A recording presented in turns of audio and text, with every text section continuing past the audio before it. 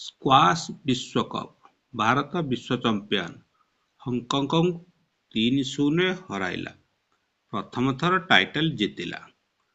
ଭାରତ ଦକ୍ଷିଣ Africa cricket series ଏବଂ ପ୍ରସିଦ୍ଧ ଫୁଟବଲ ଲିଓନେଲ ମେସିଙ୍କ ଭାରତ ଗସ୍ତକୁ ନେଇ ସମଗ୍ର ଦେଶ ବ୍ୟସ୍ତ ଥିବାବେଳେ ଭାରତର ସ୍କ୍ୱାଶ ଦଳ ସମସ୍ତଙ୍କ ନଜର ଆଢୁଆଳରେ ବିଶ୍ୱ ଚମ୍ପିଆନ ହୋଇ ଇତିହାସ ସୃଷ୍ଟି କରିଛି।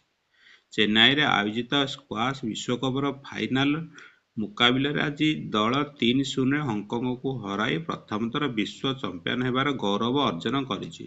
ବିଶ୍ୱକପର ଏହା ଦଳର ଦ୍ୱିତୀୟ ପଦକ ରହିଥିଲା। ପୂର୍ବରୁ 2023 ସଂସ୍କରଣରେ ଦଳ ବ୍ରୋଞ୍ଜ ହାସଲ କରିଥିଲା।